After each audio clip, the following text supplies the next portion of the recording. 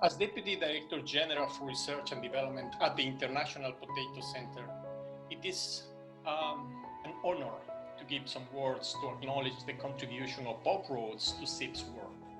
I would like to thank Doug Horton for helping me with this content. Historically, agricultural research organizations have been using exclusively quantitative research methods. However, Bob emphasized the value of qualitative or informal research methods. Farmer back to farmer, a model for generating acceptable agricultural technology. This widely cited paper inspired future interdisciplinary and participatory research work, not only at CIP and other CGIAR centers, but more broadly in the international agricultural community. As you can see, CIP social and biophysical sciences that work today in teams and sometimes take that for granted, myself included, who has worked in multidisciplinary teams for many years, owe gratitude to Bob Rhoades' ideas. Thank you very much, Bob, for your contribution to agricultural research and development approaches. Your ideas are still present and evolving today. Hi everyone. On behalf of CIP Social Science team, I'm going to present Bob's legacies. The first legacy is interdisciplinary collaboration known as farmer-back-to-farmer approach. Before, there were highly visible failures of post-harvest specialists viewing the problem from their scientific perspective and proposing long storages not suitable to farmers. Bob introduced interdisciplinary collaboration, incorporating farmers' concerns about cost and risks of communal and commercial storages, providing feasible solutions for farmers. At that time, however, women farmers were less recognized in research, practices, and publications. Currently, we are more gender responsive. For example, we introduced sweet potato storages in Africa. There are two types, the pit storage and hut storage. Do you know which one do women farmers like and why? Women prefer the pit storage because they can make it by themselves. To build hut, they need their husband's financial and physical labor support, and then women's sweet potatoes may be taken by their husband.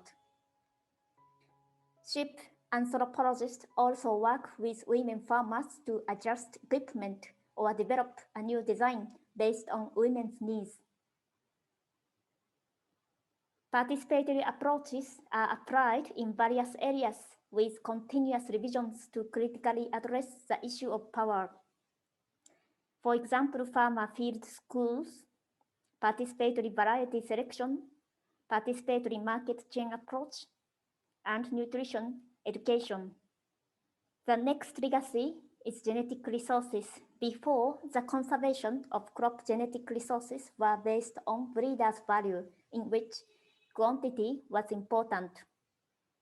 Farmers in the Andes purposefully maintain a diversity of cultivars.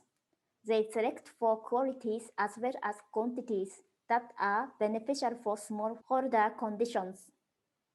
Dynamic conservation is the outcome of farmer management for diverse trait, culinary quality, risk management, among others. Indigenous knowledge and global sciences are often seen as two distinct epistemologies. Bob stood between and created fusion by using farmers' knowledge and the latest sciences. Another of Bob's legacies was a focus on households and food systems. During the growth of international agricultural research, during the Green Revolution and after that, there was a strong focus on crops, potato crops, rice crops, maize crops, and especially on the new crop varieties that biophysical scientists were developing at that time. When the scientists talked about farmers, they were usually talking about the male farmer and thinking that the job of the male farmer was to adopt the new varieties to improve productivity. Bob wanted a different approach.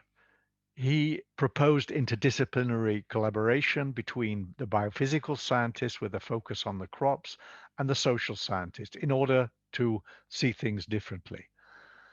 He proposed the idea of looking at the whole system of the food system, focused staple foods, but also on the complementary foods, the way that these interacted in the intercropping systems, also on other production methods like home gardens, and the interconnections with livestock through the use of manure on the crops and also feed from the byproducts of crops to the animals. This system produced for the market to bring income to households, but of course also was a source of food for that household. The production of food involves work in the fields, harvesting, it involves storage, selling to the market, and preparing the food for the family. This involves the women, the men, the old, and the young. When research supports the whole food system in this way, it becomes more inclusive, it becomes more productive, and it becomes more nutritious. Many physical scientists were very happy with this alternative approach. The role of anthropologists are expanding in CIP now. We look at the issue of access to resources, social and ecological feasibility, and institutional power dynamics that determine scaling up of technologies. Now, in this last slide, we raise questions to build further on Bob's trajectory. What is the role of disciplinary non-economic social sciences compared with interdisciplinary research?